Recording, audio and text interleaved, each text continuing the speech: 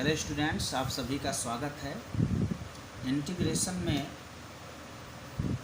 हम लोग अभी तक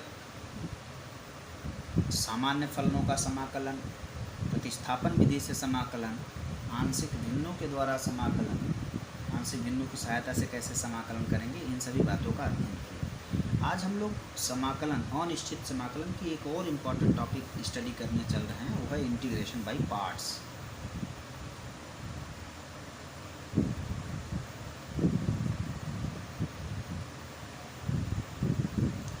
इसका मतलब होता है खंडशः समाकलन। ठीक है ना, इसका मतलब क्या होता है? खंडशः समाकलन। ध्यान दीजिएगा बेटा, खंडशः समाकलन का यूज हम इंडेफिनिट इंटीग्रल में कब करेंगे? सामान्य रूप से क्या होता है कि सबसे पहले हम क्या करते हैं, कोई क्वेश्चन दिया होता है तो हम यह कोशिश करते हैं कि ये डायरेक्टली सॉल्व हो जाए।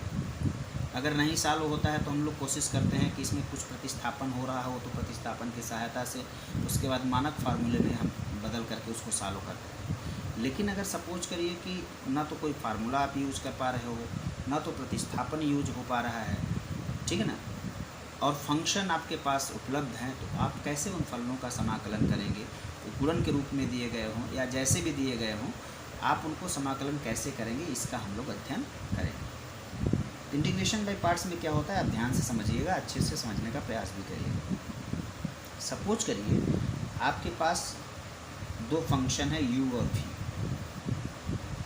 ठीक ना, इसका इंटीग्रेशन करना है where u and v both are the function of x। इस बात को ध्यान दीजिएगा, where u and v both are the function of x। तो जो इंटीग्रेशन बाय पार्ट्स का फार्मूला बनता है वो बनता है फर्स्ट फंक्शन, एक को फर्स्ट मानते हैं, एक को सेकेंड मानते हैं, first function into integration of second minus derivative of first function into integration of second function और फिर पूरे का इंटीग्रेशन। ठीक है, इस बात पर ध्यान दीजिएगा। dx यानी first function integration of second minus whole integration of differentiation of first into integration of second dx। इस बात को ध्यान दीजिएगा। ये आपका बाय पार्ट्स का फार्मूला है। बात आती है कि फार्मूला बना कैसे, इसको भी आप अध्ययन कर सकते हैं कि फार्मूला आया कैसे। वो जो आप डेरिवेटिव कैलकुलेट किए हो, गुणा वाला first function into differentiation of second plus second function differentiation of first, उसी से हम लोग रिवर्स प्रोसेस का यूज करके इसको हम लोगों ने कैलकुलेट किया। अब बात आती है कि यहाँ फर्स्ट और सेकेंड फंक्शन किसको माने, ये बहुत इम्पोर्टेंट है। इसमें यही एक इम्पॉर्टेंट बात है, बाकी सब सरल है कि हम इसमें से फर्स्ट फंक्शन सेकेंड फंक्शन मानेंगे। तो आप ध्यान दीजिएगा, सामान्य नियम में होता है कि हम फर्स्ट सेकेंड फंक्शन उसी को मानेंगे जिसका इंटीग्रल मुझे आसानी से पता हो। मतलब अगर दो फंक्शन दिए गए हों तो हम सेकेंड फंक्शन सदैव उसी को मानेंगे जिसका इंटीग्रेशन हमें आसानी से पता हो या इंटीग्रल हमको आसानी से पता हो या हम जिसको आसानी से इंटीग्रेट कर सकें, ऐसे समझें। तो जिस फलन को आसानी से हम समाकलन ज्ञात कर सकते हैं, जिस फलन का, उसको हम लोग सेकेंड फंक्शन मानेंगे। और एक को अगर सेकेंड मान लिया तो ऑलरेडी आप फर्स्ट फंक्शन दूसरे को मान ही लोगे, इसमें कोई प्रॉब्लम नहीं होती है। तो सामान्य नियम तो यह है, क्या नियम है कि हम सेकेंड फंक्शन जो है उस फंक्शन को मानेंगे जिसका इंटीग्रल आसानी से मुझे पता है। ठीक है ना, इससे दो फलन दिए गए हैं, दो में आपको आसानी से पता कर ही सकते हो कि किसका आसानी से आप समाकलन कर सकते हो, उसको सेकंड मान लीजिए और एक को फर्स्ट मान लीजिए फिर, और इस फार्मूले का यूज कर दीजिए, आपका इंटीग्रेशन हो जाएगा। ठीक है, इसमें जो महत्वपूर्ण है बात है, मुझे ध्यान दीजिएगा, मैं फिर से बता दे रहा हूँ, ये जो मेथड है इसकी सफलता इस बात पर निर्भर करती है कि प्रथम फलन वह माना जाए जिसका समाकलन मानक रूप में न हो। दूसरे शब्दों में मैं बोल रहा हूँ, यानी उल्टा अगर आप समझें तो सेकेंड फंक्शन को हमें उस फलन को मानना चाहिए जिसका समाकलन हमें आसानी से पता हो। ठीक है, अब एक जनरल नियम आपको बता रहा हूँ, उसको आप समझने का प्रयास करिएगा। तो फार्मूला आशा है कि आप समझ गए होंगे कैसे पढ़ोगे। First function integration of second minus whole integration of first function derivative of first function into integration of second function into dx, पूरे का dx फिर बाद में हम कैलकुलेट करते हैं। अब बात आती है कि हम कोई क्या ऐसा मेथड है जिससे हमें ये पता चल जाए कि जो ऑर्डर है फंक्शन का, अगर फलन किस रूप में दिए गए हों तो उन्हें हम कैसे फर्स्ट फंक्शन और सेकंड फंक्शन मानें। तो आप इसको ज़रा सा ध्यान दीजिएगा, आपको बहुत कुछ बातें आसानी से समझ में आ जाएंगी। ध्यान दीजिए, इनवर्स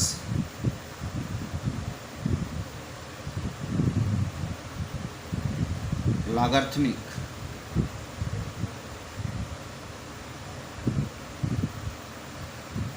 अलजेब्रिक ट्रिग्नोमेट्रिकल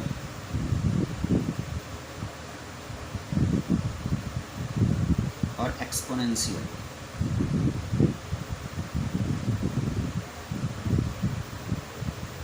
ये 5 फलनों के विषय में मैंने लिखा। इनवर्स का मतलब आप जानते हो प्रतिलोम, लॉगरिथमिक का मतलब होता है लघुगणकीय फलन, अलजेब्रिक का मतलब होता है बीजगणितीय फलन, ट्रिग्नोमेट्रिक का मतलब होता है त्रिकोणमितीय फलन, एक्सपोनेंशियल का मतलब होता है चरघातांकी फलन। ये 5 फलन हमने आपको लिखा गया है, ठीक ना। इन पांचों शब्द के पहले अक्षर को आप मिलाएं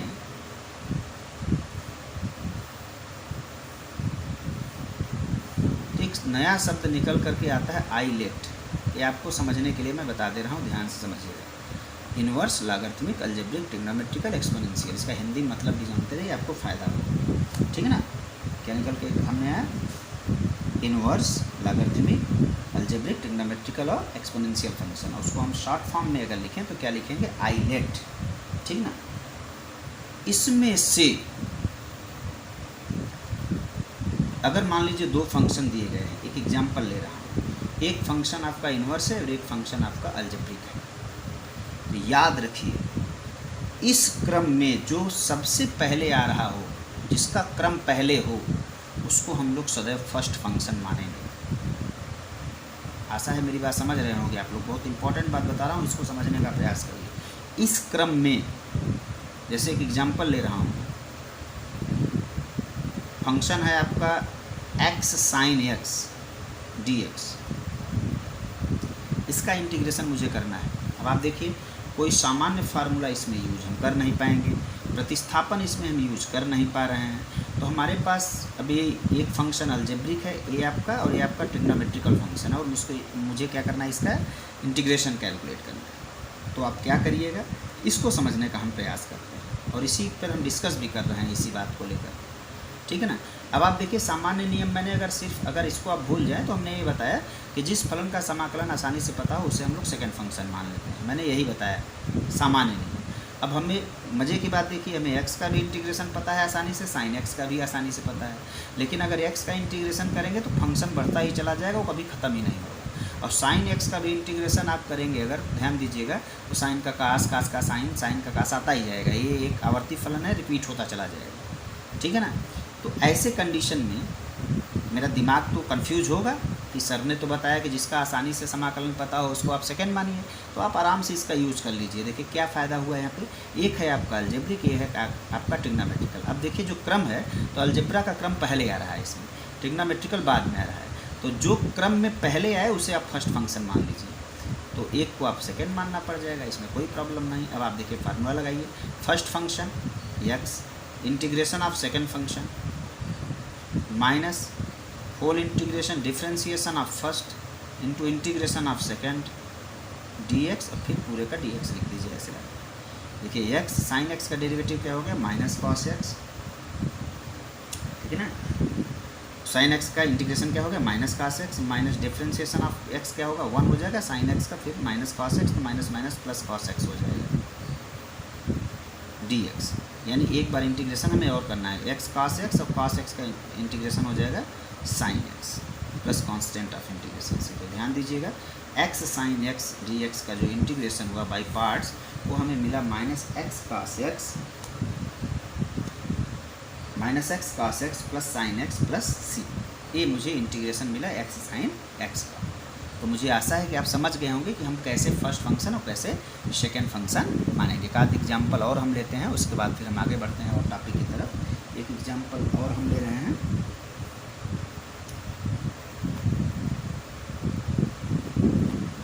जैसे मान लीजिए x cube e to the power x d x दिया गया है, इसका इंटीग्रेशन आपको करना है। अब आप क्या करिएगा, इसका भी इंटीग्रेशन आसानी से हमें पता है, इसका भी इंटीग्रेशन पता है, फिर कन्फ्यूजन बढ़ा, कोई दिक्कत नहीं है। आप इसको उठाइए, क्रम क्या है, x algebraic function x cube e to the power x exponential function है। पहले कौन आ रहा है, अलजेब्रिक, फर्स्ट फंक्शन मानिए, खत्म बात, तो अगले को सेकंड मान लीजिए। First function integration of second e to the power x का integration e to the power x ही होगा, minus differentiation of x cube का क्या हो जाएगा 3x स्क्वायर, और e to the power x का इंटीग्रेशन क्या होगा e to the power x ही होगा dx। ध्यान से समझिएगा, इंपॉर्टेंट बात है, इसे समझने का अच्छे से प्रयास करिएगा, ठीक है ना। तो हो गया x cube e to the power x minus 3 बाहर कर लो, x cube e to the power x square dx। अब देखिए इसमें फिर वही हम प्रोसेस यूज़ करेंगे, इसे फर्स्ट इसे सेकेंड तब तक करेंगे जब तक कि इंटीग्रेशन गायब ना हो जाए। X cube e to the power x minus 3 times of x square first function e to the power x minus x square का differentiation 2x e to the power x dx। ठीक से करिए, x cube e to the power x minus 3 x square e to the power x minus 2 बाहर कर लीजिए, मझला कोष्टक लगा दीजिए, फिर से इसे फर्स्ट सेकंड मान लीजिए। First function e to the power x minus differentiation of first क्या हो जाएगा, एक्स का डिफ्रेंसिएशन 1 हो जाएगा इस बार, और e to the power x का e to the power x हो जाएगा डिफ्रेंसिएशन सॉरी इंटीग्रेशन, और प्लस कांस्टेंट ऑफ इंटीग्रेशन से इसे आप ओपन कर दीजिएगा, तो आपको क्या मिलेगा, आप देखें x cube e to the power x minus 3 x square e to the power x minus 6 minus minus plus हो जाएगा माइनस 6, ये हो जाएगा minus minus plus 6 x e to the power x और माइनस 3 2 जा 6 e to the power x plus constant of integration C. अब एक बात और आपको ध्यान देनी है, जरा सा एक एग्जांपल और लेते हैं हम लोग, जैसे log x का इंटीग्रेशन करना हो।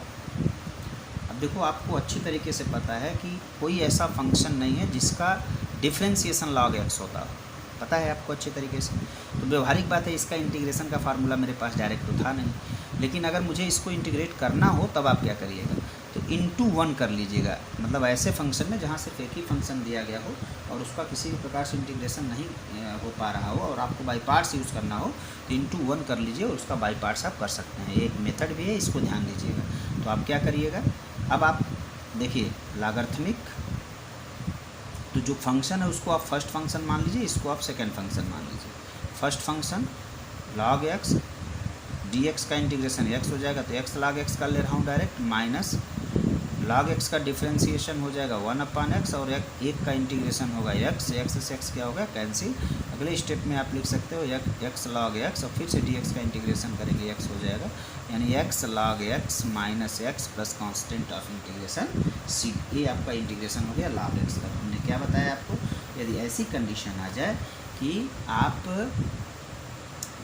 एक ही फलन दिया गया हो और आपको इंटीग्रेशन बाई पार्ट्स यूज़ करना हो, then apply unity as a second function. ठीक है, फिर अगला नियम देखिए आप, कुछ इंपॉर्टेंट रूल्स देख लें। यदि आपका function e to the power x f x plus f dash x के रूप का हो, ध्यान दीजिएगा क्या मैंने बोला, e to the power x f x plus f dash x d x के रूप का हो, तो ऐसे कंडीशन में माइंड में ध्यान से रखिएगा, इसका जब आप इंटीग्रेशन करोगे तो उसकी वैल्यू हो जाएगी, डायरेक्ट फार्मूला बता दे रहा हूँ, e to the power f x plus constant of integration C. देखो यहाँ फंक्शन एफ एक्स है और उसका डेरिवेटिव दिया गया है एफ डैश एक्स। मेरी बात समझिएगा, फंक्शन एफ एक्स है, डेरिवेटिव क्या दिया गया है, एफ डैश एक्स दिया गया है। तो आप क्या करिएगा, इसी को मैं करके दिखा दे रहा हूँ, I is equal to e to the power x f x d x और प्लस इसको लिख सकते हैं e to the power x f dash x d x. ठीक है ना भैया, तो इसको आप ऐसे ही लिखे रहें, e to the power f x d x, इसको ऐसे ही लिख लें आप, कोई दिक्कत नहीं है। प्लस इसको आप देखिए क्या करिए, इस फंक्शन को आप सॉल्व कर लीजिए। ठीक है ना, तो फर्स्ट फंक्शन क्या होगा आपका, e to the power x f dash x d x minus e to the power x का differentiation e to the power x होगा, इसका इंटीग्रेशन क्या होगा f dash x d x. ठीक है ना, और पूरे का इंटीग्रेशन।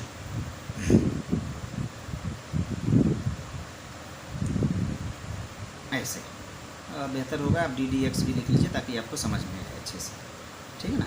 ये क्या हो गया आपका, अब आप समझने का प्रयास करिए। e⁻x fx dx plus e⁻x integration of f dash x dx और माइनस इसका डेरिवेटिव तो वही होगा e⁻x f dash x dx, और ये क्या होगा, कैंसिल हो जाएगा प्लस कांस्टेंट ऑफ इंटीग्रेशन से। तो अगर इस रूप में दिया गया हो, एक फंक्शन को आपको इंटीग्रेट करना ही नहीं है, दूसरे वाले पार्ट को इंटीग्रेट करिए, एक पार्ट आपका कट जाएगा और डायरेक्ट इस टाइप में आपका क्या मिल जाएगा, फार्मूला मिल जाएगा, ठीक है। दूसरा देखिए, अगर आपका function e⁻mx fx plus f dash x by m के रूप का हो। अब ये सब आपको अभ्यास से होने वाला है, अगर आप अभ्यास कर लोगे तो आप इजीली सॉल्व कर सकते हो। e⁻mx function of x divided by m plus constant of integration c, इसका रिजल्ट होगा, ठीक है। तीसरा देखिए, इसे a मान लीजिए, इसे b मान लीजिए। अब मैं तीसरा बता रहा हूँ आपको, उसे c देखें। अगर आपका integral x f dash x plus fx dx के रूप का हो, ध्यान से समझिएगा, क्या है, x f dash x plus fx dx का हो, तो इसे दो इंटीग्रल में ब्रेक कर लीजिए। कैसे, integration of x f dash x dx और प्लस fx dx, इस प्रकार से इसे क्या करिए, दो इंटीग्रल में ब्रेक कर लीजिए। और integrate one integral by parts and keeping other integral as it is. एक को आप बाई पार्ट से सॉल्व कर लीजिए, दूसरे को ऐसे ही रहने दीजिए, ठीक ना। तो वहाँ पे भी क्या हो जाएगी, चीज़ें कुछ कैंसिल हो जाएंगी और आपको रिजल्ट मिल जाएगा, ठीक है।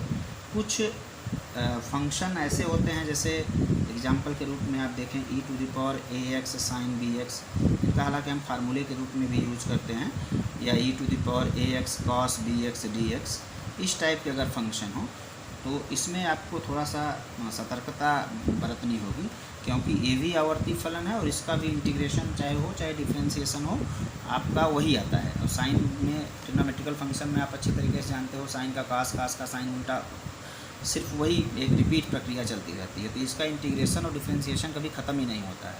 तो इसको हम लोग आई मान के सलूशन करते हैं और उसी रूप में ला करके फिर रिजल्ट को रख देते हैं, ठीक है ना। तो दो बार आप जब इंटीग्रेट इसको कर लेंगे तो फिर से वही फंक्शन आपको मिल जाता है, तो हम ट्रांसफ़र करके उसकी वैल्यू आसानी से कैलकुलेट करके उसे फार्मूले के रूप में यूज करते हैं। आइए हम देख लेते हैं इसको एक पार्ट, ताकि आप दूसरा वाला पार्ट अपने से कर सकें। जैसे मान लीजिए आपको i is equal to integration calculate करना हो e⁻x sin bx dx, तो आप कैसे करेंगे, इसको थोड़ा सा समझने का प्रयास करिए, ठीक है। इजी है, बस थोड़ा सा अगर आप दिमाग लगा लोगे तो मुझे लगता है कि आप इसको आसानी से कर पाओगे, इसमें बहुत समस्या नहीं होने वाली है।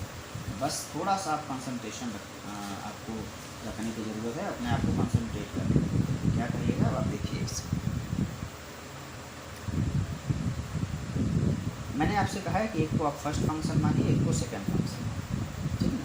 तो यहाँ पे e⁻x को आप फर्स्ट फंक्शन मान लीजिए, इसको आप सेकंड फंक्शन मान लीजिए, आपके ऊपर डिपेंड करता है, चूँकि दोनों फंक्शन का डिफ्रेंसिएशन और इंटीग्रेशन दोनों आपको आसानी से पता है। First function integration of second, अब देखो मैं डायरेक्ट कर रहा हूँ, साइन एक्स का इंटीग्रेशन होता है माइनस कॉस एक्स, तो मैं यहाँ पे माइनस करके कॉस bx बाई b हो जाएगा। मुझे लगता है कि आप समझ रहे होंगे मैं क्या कहना चाहता हूँ। Minus differentiation of first e⁻x का डिफ्रेंसिएशन a इंटू e⁻x होगा, ध्यान दीजिएगा क्या होगा, a इंटू e⁻ax, और कॉस b, फिर से साइन bx का जब इंटीग्रेशन आप करोगे तो उसको जाएगा कॉस bx, साइन bx करोगे कॉस bx बाई b, और इसको आप कर दीजिए प्लस। देखो अगर आप देखें एक तरीके से तो i इज इक्वल टू हो गया minus e⁻ax cos bx by b, और प्लस अगर a बाई b आप बाहर कर लें तो आपका इंटीग्रेशन हो गया integration of e⁻ax cos bx dx। अब आप देखिए, अभी आपने साइन का किया था तो बस क्या बदला, क्या कास आ गया, बाकी सब वही रह गया एक तरीके से। अब आप इसे एक बार फिर से कर दीजिए, इसे फर्स्ट मानिए, इसे सेकेंड मानिए।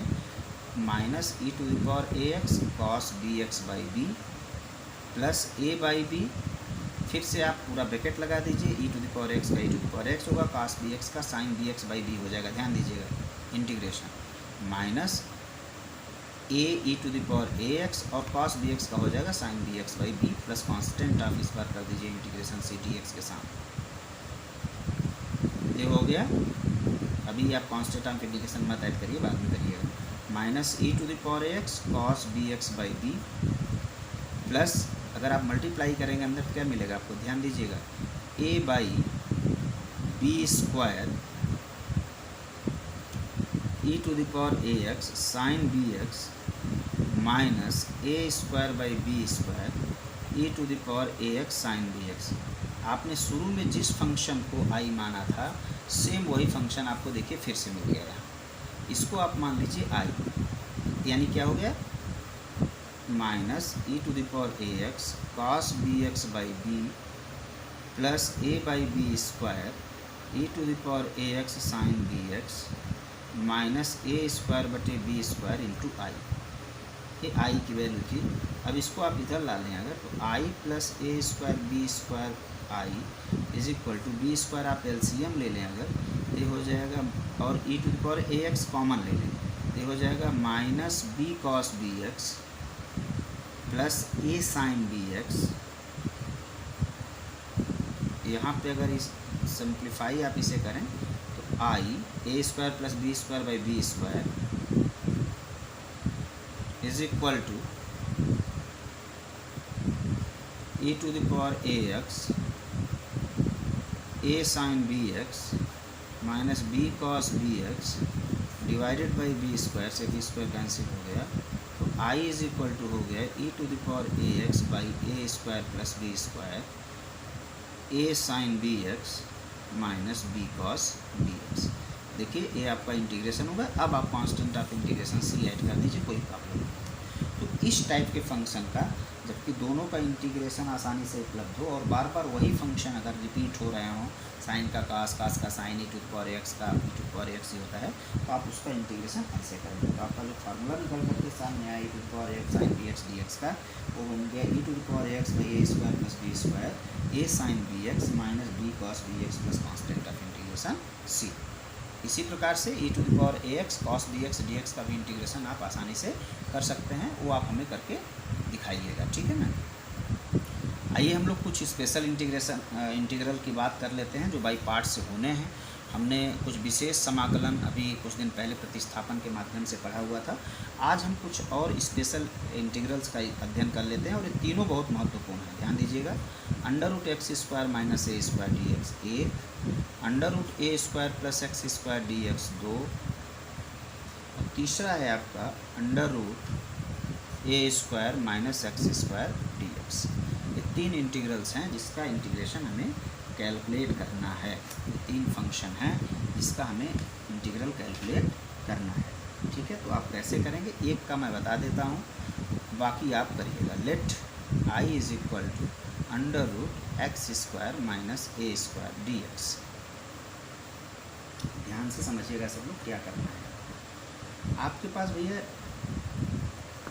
एक तो मेथड है कि आप सब्स्टिट्यूशन से भी इसे कैलकुलेट कर सकते हैं, ठीक है, और एक तरीका है कि आप डायरेक्ट बाई पार्ट्स से इसका सलूशन करें। अभी आपके ऊपर डिपेंड करता है कि आप कैसे इसका सलूशन करना चाहते हैं। तो मैं चूँकि बाई पार्ट्स पढ़ा रहा हूँ, इसलिए मेरी कोशिश है कि मैं बाई पार्ट्स से इसका सलूशन करूँ। आप देखिए under root x square minus a square किसी फलन का इंटीग्रेशन डिफ्रेंशिएशन फ़िलहाल अभी नहीं है, तो हमको यहाँ पे जो बाई पार्ट्स जब मेथड हम यूज करेंगे तो हम लोग वन को यहाँ पे यूनिटी को सेकेंड फंक्शन मानेंगे, ठीक है ना। तो इनटू आप कर लीजिए वन, ये हो गया आपका फर्स्ट फंक्शन, ये हो गया आपका सेकेंड फंक्शन। तो I is equal to first function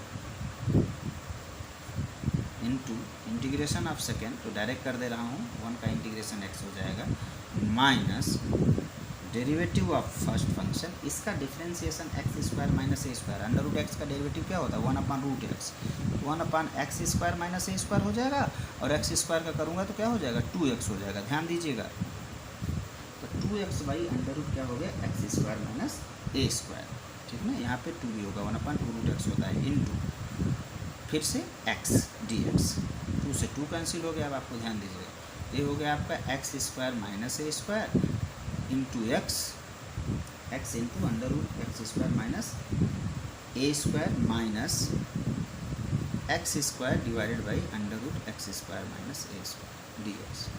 अब देखिए फिर से वही प्रॉब्लम आ गई हमारे साथ, तो अभी क्या करिएगा, आप इसको बनाइए।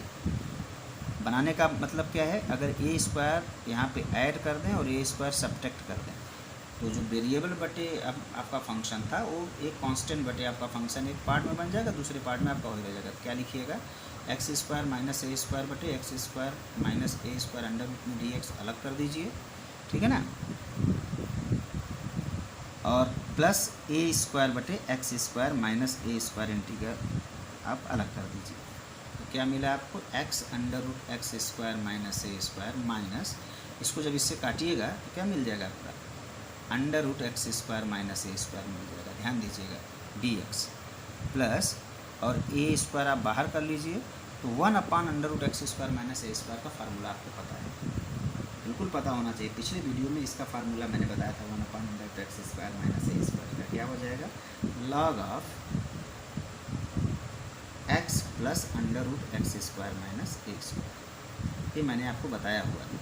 अब आप देखिए ये i है और ए भी i है, तो आई मिल करके क्या हो गया 2i हो गया। तो x under root x² minus a square plus a square log of x plus under root x² minus a square, ये हो गया आपका, ठीक है। तो 2i इज इक्वल टू हो गया, hence i is equal to क्या हो गया x/2 under root x² minus a square plus a²/2 log of x plus under root x² minus a square plus constant of integration C.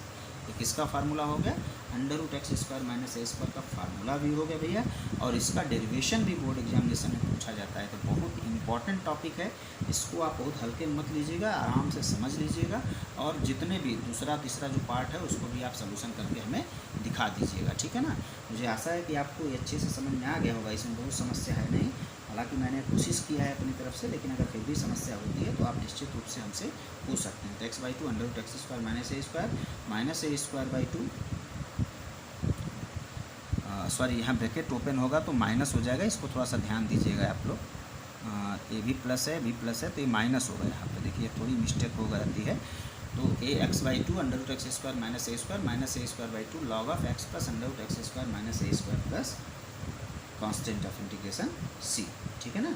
ये आपका किसका formula हो गया, under root x² minus a square का। इसी प्रकार आप किसका लिख सकते हो, under root a² plus x² का फार्मूला लिख सकते हो, ठीक है। तो a² प्लस x² या x² प्लस a स्क्वायर की बात है, इसका फार्मूला बनता है आपका x under root x² plus a²/2 plus a²/2 log of x plus under root x² plus a² plus constant of integration C. तीसरा है आपका under root a² minus x², इसको भी ध्यान दीजिए, इसका भी फार्मूला बनता है x/2 under root a² minus x² minus minus plus a²/2 sine inverse x/a plus constant of integration C. ये तीनों बहुत इंपॉर्टेंट फार्मूले हैं, स्पेशल इंटीग्रल्स हैं। आशा है कि आपको पूरी बातें अच्छे से समझ में आ गई होंगी, कोई विशेष समस्या नहीं होनी चाहिए, बस आपको प्रैक्टिस करना है। अगर आप प्रैक्टिस कर लेंगे तो सारी बातें निश्चित रूप से क्लियर हो जाएंगी, ठीक है ना। इस पर बेस्ड क्वेश्चन भी आगे मिलने हैं, आप ये पूरे टॉपिक को अच्छे से एक बार ज़रूर देखिएगा। पूरा वीडियो जब आप देखिएगा तो आपको निश्चित रूप से सभी बातें समझ में आ जाएंगी, ठीक है ना। अगर आपको वीडियो अच्छा लगे तो आप ज़रूर लाइक करिए और अपने मित्रों को भी इसे भेजिए ताकि उनको भी फ़ायदा हो, ठीक है ना। Thank you very much.